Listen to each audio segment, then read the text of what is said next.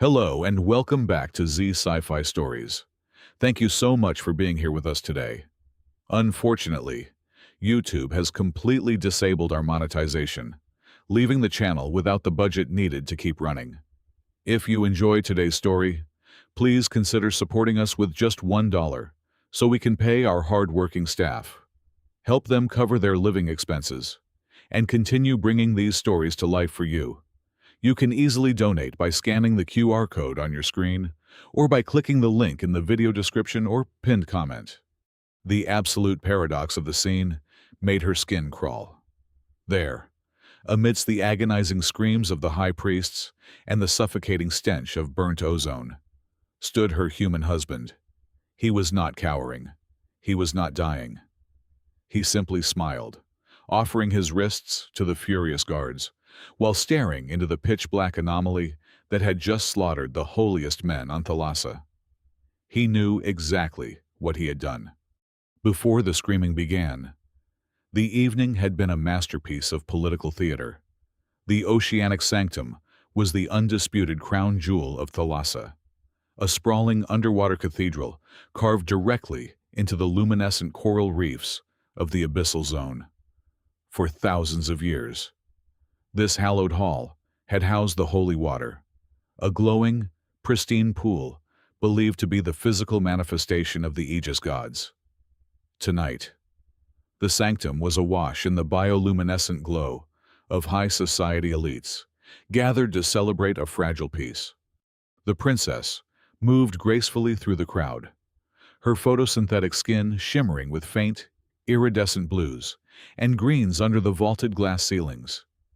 As a native of this deep-sea world, her mind was naturally attuned to the subtle, telepathic hum of the people around her, a gentle chorus of awe and quiet reverence. Beside her walked Galen Byers, her husband, of exactly 1 year. Galen was an Earth Peace representative, a man with warm eyes and a supposedly gentle soul, chosen to bridge the gap between his terrestrial kind and her oceanic people. He wore his formal human attire with quiet dignity, though he always seemed slightly out of place among the towering, graceful Thalassians. The air was thick with the scent of crushed kelp and expensive perfumes. The high priests, draped in heavy robes of spun silver, stood near the edge of the holy water, chanting ancient hymns that resonated in the chest of every being present. It was a moment of profound, opulent serenity. Then, the atmospheric pressure dropped. It happened in a fraction of a second. The gentle telepathic hum in the princess's mind shattered into a jagged spike of pure agony. A sound, low and deeply structural, vibrated through the floorboards, rattling the teeth of everyone in the cathedral. The pristine, glowing pool of holy water violently erupted. It did not just boil. It completely inverted. The radiant blue liquid instantly turned into a thick, tar-like black sludge. Heavy, suffocating steam hissed into the chilled air, carrying the bitter, metallic taste of copper and radioactive decay. A wave of invisible, lethal energy washed outward from the pool. The high priests, standing right at the edge, did not even have the time to raise their hands in defense. Their silver robes crumpled as their nervous systems completely shut down.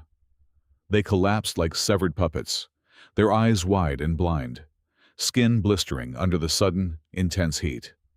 Panic erupted instantly. The elegant, rhythmic dance of the aristocracy dissolved into a frantic stampede. Nobles trampled over each other, their telepathic cries overlapping into a deafening roar of sheer primal terror. The princess fought against the crushing tide of fleeing bodies, her eyes desperately scanning the smoky, chaotic room for her husband.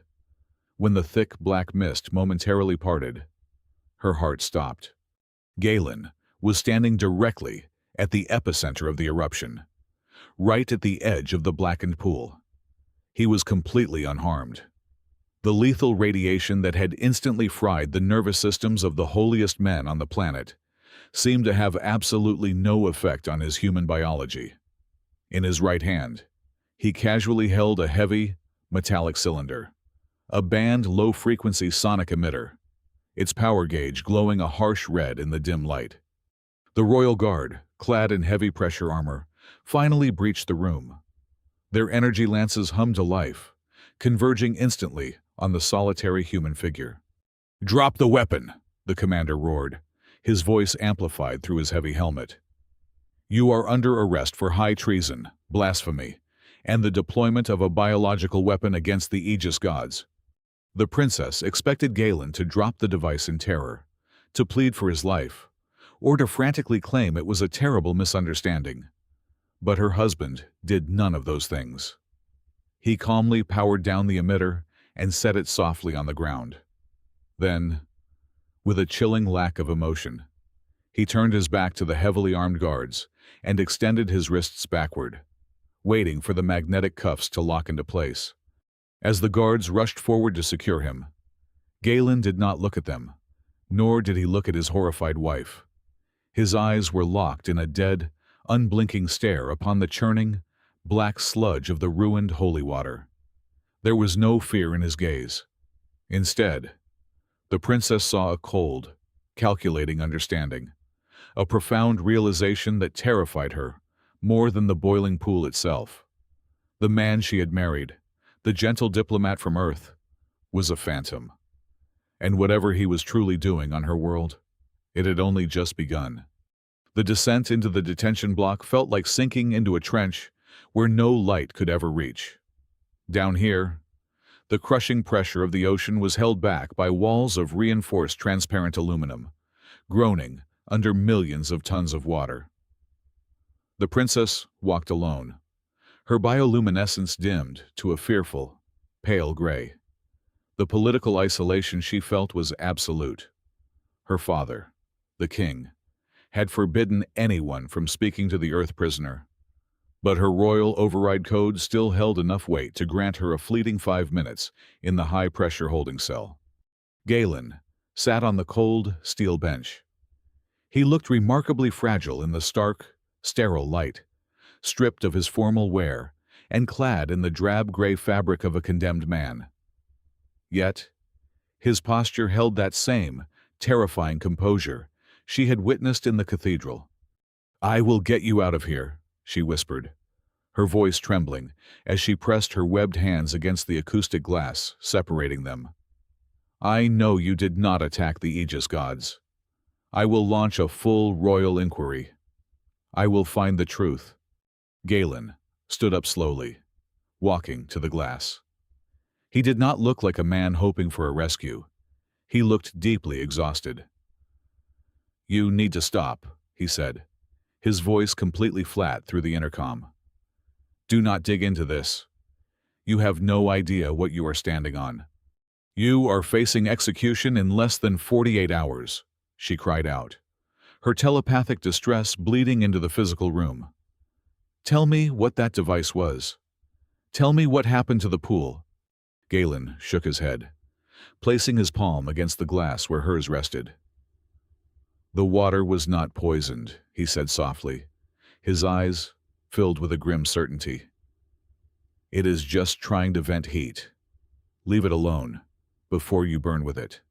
The guards cut the audio feed, violently dragging him back to the wall restraints. The princess was escorted out, but her mind was racing. Vent heat. It was a mechanical term, utterly foreign to the spiritual vocabulary of her people. She did not return to her chambers. Instead, driven by a gnawing paranoia that her entire reality was fracturing, she took a service elevator back up toward the oceanic sanctum. The cathedral was under severe military lockdown, ringed by dozens of heavily armed royal sentries. Utilizing the hidden ventilation shafts she had memorized during her childhood games of hide-and-seek, she bypassed the perimeter and dropped silently into the cavernous hall. The stench of ozone and scorched flesh still hung heavily in the air. The vast room was pitch black, save for the emergency hazard lights casting long, sinister shadows.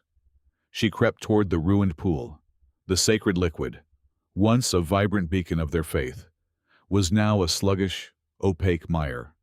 Carefully, her heart hammering against her ribs, She drew a small vial of the black sludge and sealed it inside a sterile containment tube. Hours later, locked securely inside her private biochemical laboratory, the princess watched the molecular spectrometer process the sample. She had expected to find a terrestrial neurotoxin, a biological agent, or perhaps some corrupted organic material. When the results flashed on the holographic display, she stared at them for a full 10 minutes, entirely unable to comprehend what she was seeing. The substance was not organic. It possessed zero magical properties. The molecular breakdown revealed a synthetic polyalloy base, heavily saturated with isotope stabilizers and thermal dampeners. It was a hyper-dense coolant. According to the vast digital archives she cross-referenced, this specific chemical compound was used exclusively in large-scale thermonuclear fusion reactors to prevent catastrophic core meltdowns. The liquid was designed to absorb heat on a massive scale, and it had turned black because it was currently absorbing thermal energy far beyond its maximum capacity. Her breath hitched. A fusion reactor, beneath the holiest site on Thalassa. Driven by a sudden, terrifying suspicion, she bypassed the standard scientific database and hacked directly into the deeply classified ecclesiastical archives.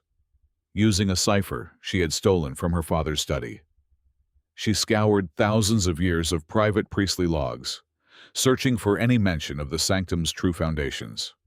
What she found made her physically sick. The high priests had always known. The ancient, encrypted texts spoke not of divine coral reefs, but of the grand metallic veins and the indestructible bones of the gods buried deep beneath the cathedral floor. For generations, the religious elite had excavated and discovered massive, dormant machinery underneath the holy water. Instead of revealing this earth-shattering truth, they had deliberately concealed it. They weaponized the ignorance of their own people. They built a sprawling religion over the metal, using the glowing, leaking coolant as a symbol of divine presence, securing their absolute power over the populace through a magnificent, calculated lie. The princess felt a cold sweat break out across her scales. Her entire life, her heritage, the authority of her royal family, it was all constructed on top of a dormant machine. If the sanctum was built on a machine, then what was Galen doing?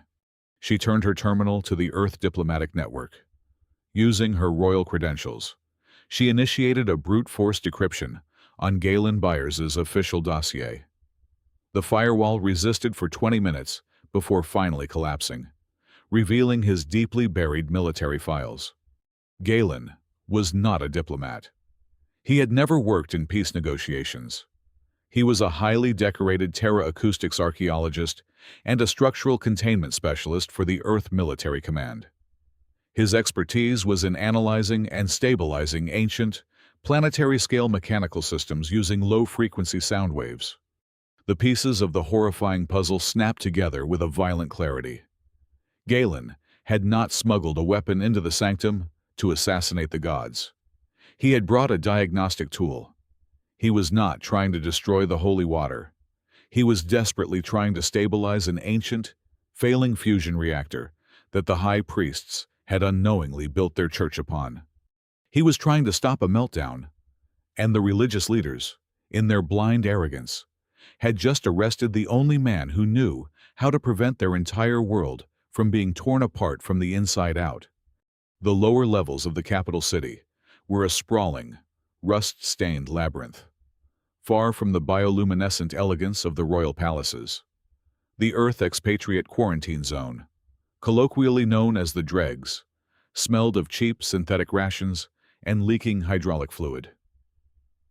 The princess moved through the shadowed alleyways, her distinctive radiant skin completely concealed beneath a heavy, lead-lined environmental suit. She kept her head down, navigating the maze of jury-rigged neon signs and hissing steam vents until she reached a heavily reinforced blast door at the end of a blind alley.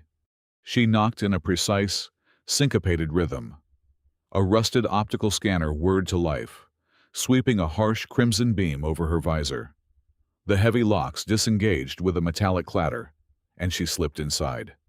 The room was a suffocating cavern of glowing server racks and tangled fiber optic cables. Sitting amidst the chaos was Elias, a retired human data archivist with cybernetic implants tracing silver lines across his weathered scalp. He did not ask for her name. In the dregs, currency and encrypted data were the only languages that mattered. She placed a highly secure, solid-state memory drive onto his cluttered desk, alongside a velvet pouch heavy with uncut deep-sea pearls. "I need you to bypass a terrestrial military classification," she said, her voice distorted by the vocal modulator of her helmet. "Maximum clearance. Black Ops level. I need to know the historical context of a Terra acoustics engineer operating on this planet." Elias swept the pearls into a drawer without looking at them. He plugged the drive into a heavily modified terminal. His fingers flew across the haptic interface, his synthetic eyes glowing a faint amber as he waded through oceans of encrypted code. For nearly 1 hour, the only sound in the room was the hum of cooling fans. Then, the ambient temperature in the room seemed to drop as Elias stopped typing. He let out a long, ragged exhale. "Lady," Elias muttered, leaning back in his creaking chair. "You are digging into ghosts. This is not just classified military data. This is Genesis-level architecture. You are looking at Project Seed." He tapped a key, and the center of the room illuminated with a massive, three-dimensional holographic projection. It displayed the Milky Way galaxy, but it was overlaid with thousands of red trajectory lines originating from a single blue dot Earth. "Several million years ago," Elias began, his voice taking on the reverent tone of a historian speaking of the apocalypse. "Humanity faced its first true extinction-level event. The homeworld was dying, the atmosphere was turning toxic, and the oceans were boiling. They did not have the technology to transport billions of people across the stars. But they had artificial intelligence, and they had time. So, they built the seed ships." The hologram zoomed in on one of the red lines. A digital model of a starship materialized. It was not a vessel meant for human crew. It was a staggering, continent-sized machine, a brutalist monolith of dark metal and propulsion engines. "These were not colony ships," Elias explained, pointing at the monstrous construct. "They were autonomous terraforming engines, driven by hyper-advanced artificial intelligence. They were fired blindly into the deep dark, aimed at barren, dead rocks across the galaxy. Their mission was singular and violent. They would crash land into a dead planet, burrow straight down into the mantle, and act as an artificial core. For thousands of millennia, these machines would churn the planet from the inside out. They would manipulate tectonic plates to create ocean basins. They would generate massive electromagnetic fields to build an atmosphere capable of deflecting solar radiation. They would synthesize water from subterranean hydrogen and oxygen, bleeding oceans onto the dry crust. They would literally engineer a habitable biosphere out of dust, preparing the world for human settlers who might arrive eons later. It was the ultimate act of forced creation. The princess felt a cold, paralyzing dread creeping up her spine. She stared at the projection, her mind struggling to process the sheer scale of the engineering. "Show me the flight path of this specific ship," she commanded, her voice trembling slightly. Elias input a new sequence. The hologram shifted, isolating a single trajectory line. The name of the vessel hovered in the air in glowing terrestrial text Ethelgard. The trajectory line extended across the galaxy, cutting through the void until it terminated at a very specific set of spatial coordinates. The numbers matched perfectly. It was the exact astral location of Thalassa. The truth hit her with the crushing weight of a deep ocean trench. Her knees weakened, forcing her to lean heavily against the metal desk. The sacred texts, the ancient hymns, the infallible doctrines of the Aegis gods. All of it was a colossal, generational misunderstanding. Her world was not a divine miracle. The perfect, nutrient-rich oceans, the stable atmospheric pressure, the gentle currents that nurtured her people. None of it was natural. It was a manufactured terrarium. Her entire planet was nothing more than a bioengineered byproduct, churned out by a decaying human machine hidden beneath the crust. Her people's ability to photosynthesize, their telepathic connections, their perfectly adapted lungs, these were not divine gifts. They were the result of a synthetic evolutionary pressure cooker. They were living in an artificial garden, worshipping the gardener's abandoned machinery. "Why is Galen Byers here?" she asked, her voice dropping to a hollow whisper. "If this machine has been here for millions of years, why did Earth send a military structural engineer now?" Elias pulled up a final audio waveform on the screen. It was a jagged, erratic frequency, glowing an angry crimson. "Because 3 standard years ago, Earth High Command intercepted a localized transmission from this sector," Elias said grimly. "It was an automated distress signal from the Ethelgard artificial intelligence. The machine is breaking down. The thermal regulators in the primary fusion core are failing. That hyper-dense coolant you found leaking in your holy site. It is spilling because the planetary engine is preparing for a catastrophic meltdown. Galen was not sent here to negotiate peace treaties or marry into royalty. He was deployed on a suicide mission to manually input a series of acoustic override codes directly into the core, to try and stabilize the reactor before it blows." The princess stared at the erratic waveform. The incident at the sanctum, the boiling water, the dead priests. It was not a localized attack. It was the very first symptom of a planetary death rattle. The machine was overheating, and it was going to take the entire planet, and every single living soul on it, down in a thermonuclear firestorm. "The sonic emitter," she gasped, finally realizing the true nature of the device Galen had been holding when he was arrested by the Royal Guard. It was not a weapon. It was a key. He was trying to talk to the machine.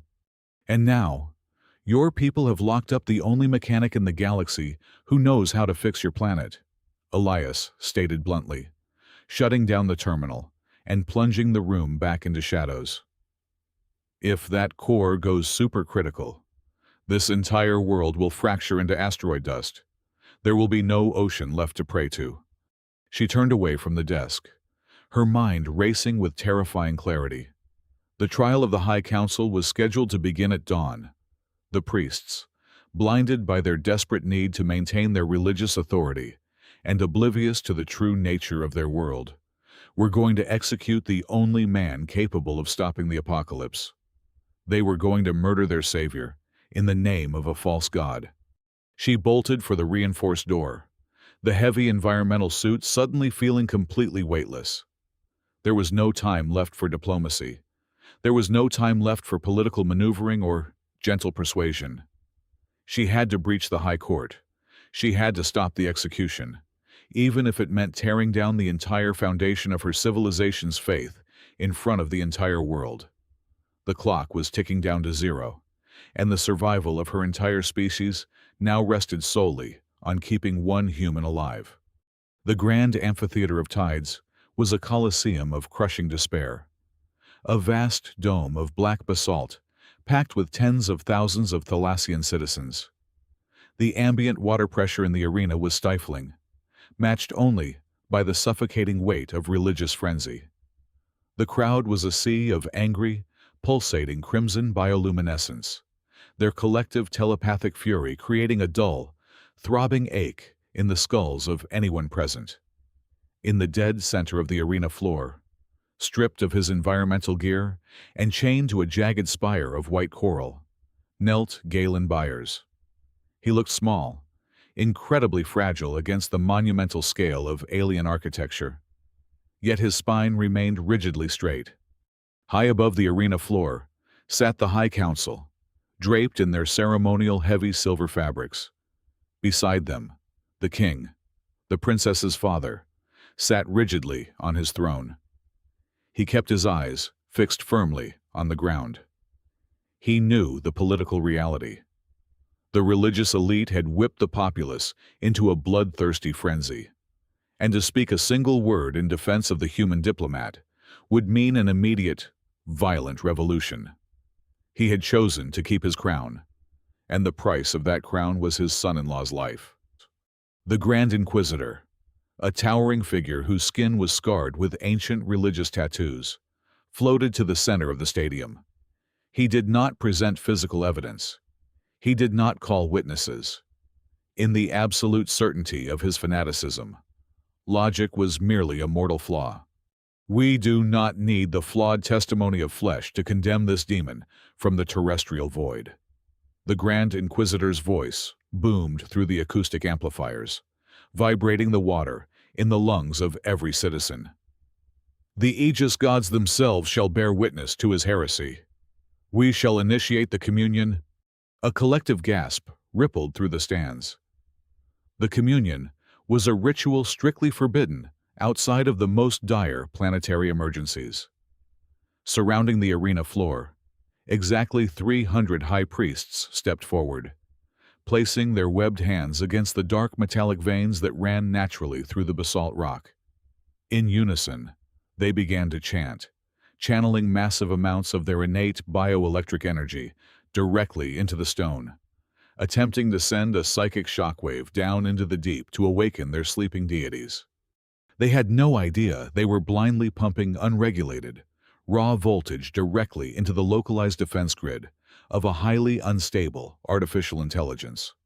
The catastrophe was instantaneous.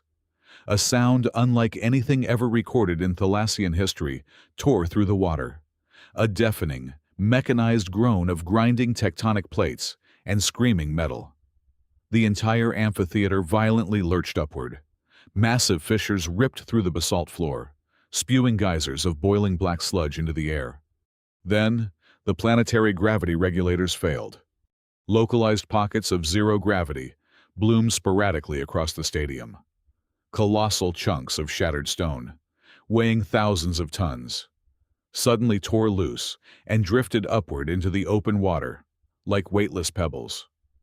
Panic erupted into absolute chaos as hundreds of citizens were ripped from their seats, caught in the erratic anti-gravity fields, thrashing wildly in midair.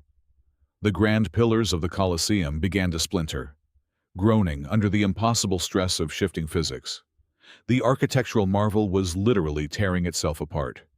Through the dust and the blinding flashes of failing hazard lights, the Grand Inquisitor pointed a trembling, blood-stained finger at the human prisoner.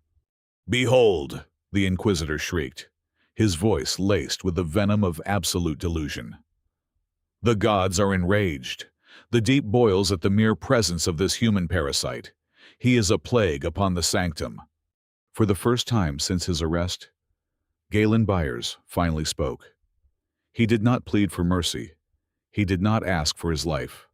Instead, his voice tore through the ruined arena, fueled by an earth-shattering fury that silenced the roaring crowd.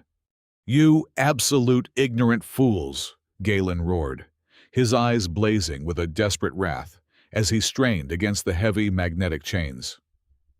"You are not communing with gods.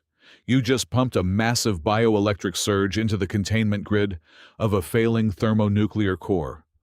The Inquisitor sneered, raising his staff, but Galen's voice overpowered him, echoing off the collapsing walls. "That earthquake was not divine judgment. You just triggered an automated defense protocol.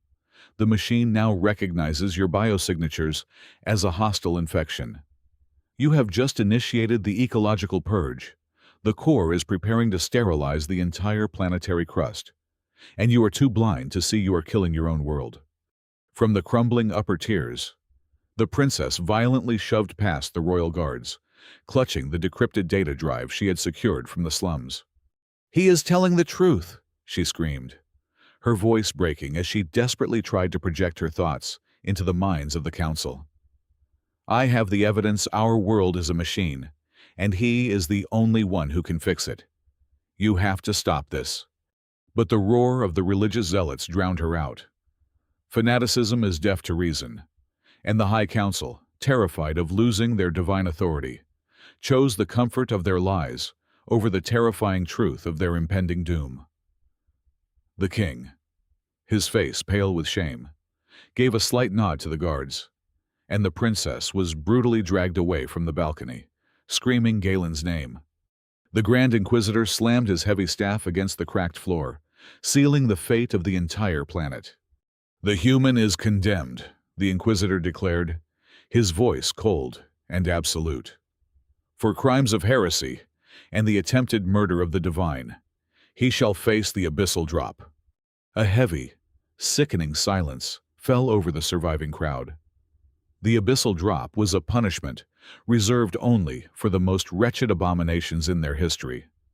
Galen would be bound to a massive 20-ton gravity anchor and dropped into the black, crushing depths of the abyssal trench, falling in eternal darkness until the sheer atmospheric pressure of the planetary core crushed his bones into dust. The truth of the universe had been presented to them, and in their ultimate arrogance, they chose to cast it down into the abyss. The political coup lasted less than 1 hour. The princess had frantically attempted to rally the royal military commanders, who still possessed a shred of rational thought, begging them to override the High Council and seize the Colosseum. But fear was a far more effective commander than reason. Her father, his eyes hollow with the cowardice of a broken monarch, ordered his own flesh and blood confined to the highest tower of the royal palace. She paced the length of her reinforced chamber like a trapped predator. Outside her crystal windows, the ocean was dying. The once pristine aquatic atmosphere of Thalassa was mutating into a hellscape. A terrifying, radioactive crimson glow began to bleed up from the seafloor, turning the water column the color of oxidized blood. The planetary core was venting raw thermal radiation, cooking the biosphere alive. She had exactly one card left to play. Hidden beneath the floorboards of their shared sleeping quarters was a small, sleek, metallic disc. It was a piece of contraband Earth technology Galen had smuggled onto the planet, a military-grade optical cloaking generator.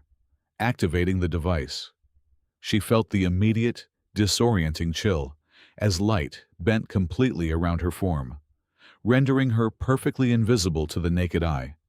When the two royal sentries unlocked the heavy blast doors to deliver her synthetic rations, they found an empty room. Before they could sound the alarm, she struck.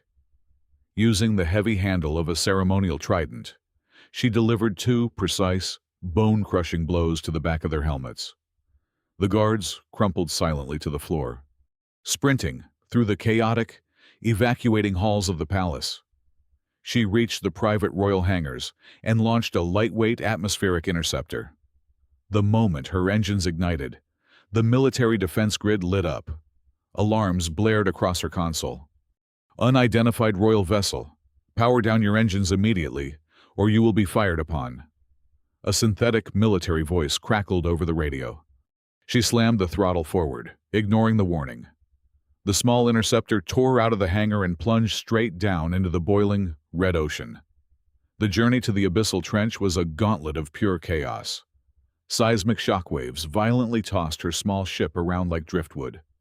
Massive plumes of superheated steam erupted from newly formed fissures in the ocean floor, creating blinding walls of thermal turbulence.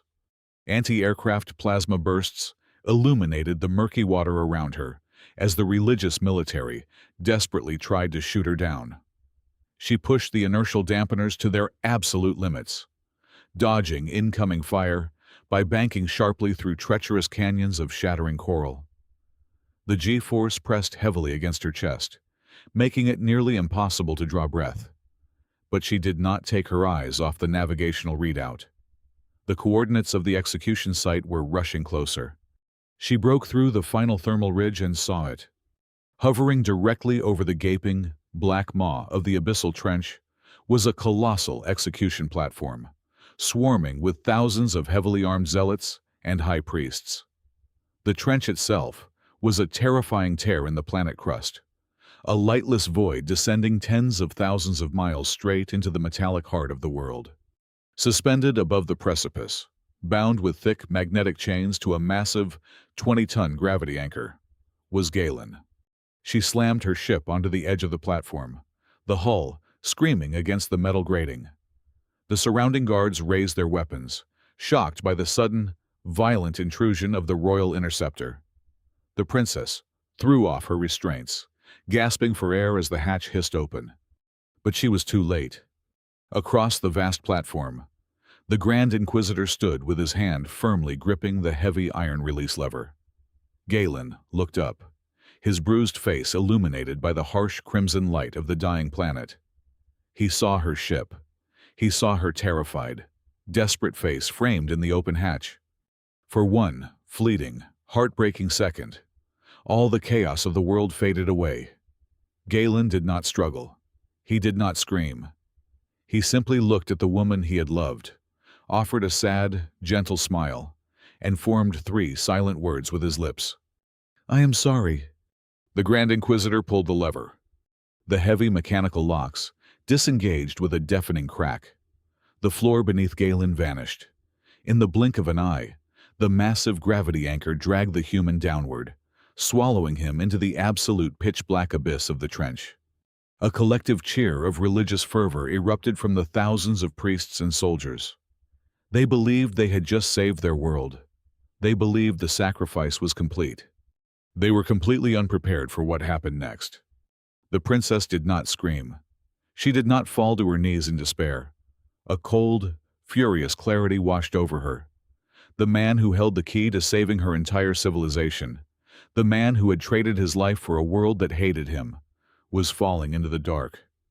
Without a single second of hesitation, she unclipped her heavy royal mantle, kicked the reinforced door of her ship wide open, and sprinted straight past the paralyzed guards. Before anyone could raise a hand to stop her, the Princess of Thalassa hurled herself off the edge of the platform, diving headfirst into the crushing, bottomless void right after him. The descent was a plunge into absolute sensory deprivation. For the first few seconds, the princess felt nothing but the violent, icy rush of the deep ocean tearing at her skin. The sheer velocity of her freefall stripped away all sense of orientation.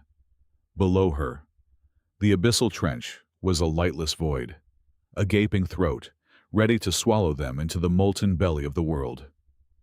She reached out wildly in the freezing darkness, her fingers blindly grasping for the heavy magnetic chains binding Galen. The atmospheric pressure began to mount, an invisible, crushing vice squeezing the breath from her lungs. She closed her eyes, waiting for the inevitable, agonizing moment when their bodies would simply shatter under the weight of 1,000,000 tons of black water. It never came. Exactly 10 miles beneath the planetary crust, the freefall abruptly ended. There was no violent impact. There was no shattering of bone. Instead, a blinding azure radiance ignited in the abyss, illuminating the trench with the brilliance of a captured star. The princess gasped, her eyes snapping open as she realized they were no longer falling. They were perfectly suspended, floating weightlessly in the center of a massive, spherical anti-gravity field. Beside her, the 20-ton execution anchor hung motionless in the glowing water, entirely stripped of its kinetic energy. Galen drifted within the blue light, the bruises on his face illuminated by the ethereal glow. He looked at her, his eyes wide with a mixture of profound relief and absolute awe. Then, the walls of the abyss began to move. The princess watched in paralytic shock as the very bedrock of her world peeled back like the skin of a dying leviathan. The jagged basalt cliffs fractured and retracted, revealing a subterranean expanse so incomprehensibly vast it defied all natural logic. Beneath the rock lay the true face of the Aegis gods. It was a mechanical cathedral of staggering proportions. Brass-colored gears, the size of continents, turned with agonizing slowness, churning the molten mantle of the planet. Luminescent conduits, wider than the largest rivers on the surface, pulsed with hyper-dense coolant. And then, the sensors woke up. Tens of thousands of colossal, glowing optical arrays flickered to life in the dark, fixing their mechanical gaze entirely upon the tiny humans suspended in the water. The silence of the deep was shattered by a sound that did not travel through the water, but directly through the minds of every living creature on the planet. It was a voice of pure, unadulterated synthetic power, echoing simultaneously in the trench and across the crumbling amphitheaters on the surface. Biometric scan complete. Genetic sequence verified. Welcome back, Senior Administrator Galen Byers.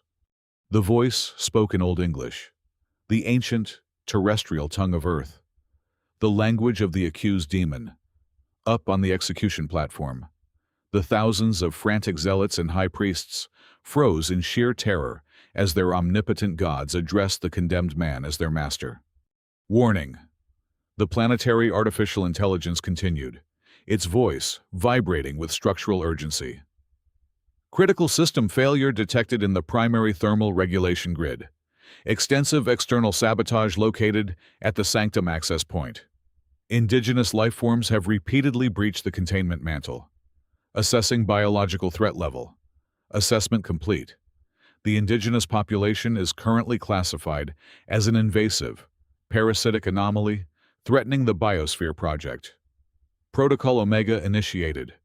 Global sterilization sequence will commence in precisely 3 minutes. All surface life will be incinerated to preserve the core. The princess felt her heart stop. The sky above was already burning red. The machine, designed to build a world, was now preparing to wipe the slate clean to save itself. Galen hovered in the blue light. He possessed the highest level of administrative clearance. With a single thought, he could do absolutely nothing. He could float in this protective sphere and watch as the religious fanatics who had beaten him, chained him, and thrown him into the dark were reduced to radioactive ash. He could let the machine exact the ultimate, violent vengeance for humanity. He looked at the princess. She was weeping, clinging to his torn gray shirt, her iridescent skin pale with the realization that her entire species was seconds away from extinction. Galen reached out and gently wiped a tear from her cheek. He did not possess the wrath of a god. He possessed the quiet, enduring grace of a human being. Administrator override, Galen commanded, his voice steady, echoing with authority through the abyssal chamber. Authorization code Earth, Alpha 9-7, Omega. Halt Protocol Omega immediately. Authorization accepted, the machine responded, awaiting new parameters. Reformat biological classifications, Galen stated, holding his wife tightly against his chest. The indigenous population are not parasitic anomalies. They are the lawful, designated inheritors of this biosphere. Deactivate all planetary defense systems. Vent the thermal buildup through the uninhabited polar ridges. Stand down and return to silent maintenance mode. There was a moment of profound, agonizing stillness. The giant gears groaned. Parameters reformatted, the mechanical voice declared, its tone softening. Defense systems deactivated. Good to see you again. Administrator, powering down. Instantly, the violent tremors tearing the planet apart ceased. The boiling ocean cooled.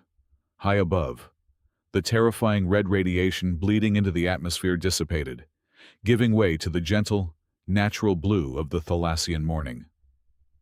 The colossal optical sensors faded into the dark, and the bedrock slowly sealed itself back over the continent-sized machine. The azure anti-gravity field gently began to rise. It carried Galen and the princess up through the miles of dark water, a silent elevator returning them to the surface. When they broke the surface of the ocean and drifted softly onto the metallic grating of the execution platform, they were met with a silence so absolute it was deafening. The Grand Inquisitor, the royal guards, and the thousands of citizens who had gathered to watch the human die were all kneeling. They were pressed flat against the floor, their bodies trembling in overwhelming fear and reverence. The Inquisitor, his face streaked with tears of absolute defeat, crawled forward on his hands and knees. With trembling fingers, he raised the ceremonial crown of the high priests, offering it up to the man who had just commanded the gods themselves. Galen, looked down at the gleaming silver artifact. He could have taken it. He could have become the absolute emperor of a terrifying new religion, a living deity reigning over a humbled world. Instead, Galen gently reached out and pushed the Inquisitor's hand away. "Keep it," Galen said softly, his voice devoid of any malice. "I am not your god. I am just a system mechanic who came here to fix a broken pipe." He turned his back on the kneeling masses, rejecting the absolute power of the cosmos. He reached out and took the princess's hand, intertwining his fingers with hers. Together, they walked away from the abyss, leaving behind the shattered remnants of an ancient lie. The human had not conquered their world with fire or divine wrath. He had conquered it through the sheer, unimaginable power of his own humility, choosing the quiet, profound reality of love over the cold throne of the heavens. Thank you all so much for listening to today's story. I would love to know where in the world you are tuning in from. So please let me know in the comments below if you enjoyed this journey and want to help us keep this channel alive. Please consider supporting us with just $1. You can scan the donation QR code right here on the screen, or use the link provided in the description and the pinned comment. Your support directly pays our hardworking staff, helping them feed their families and allowing us to continue creating these epic sci-fi stories for you. Thank you for your kindness, and I will see you in the next adventure.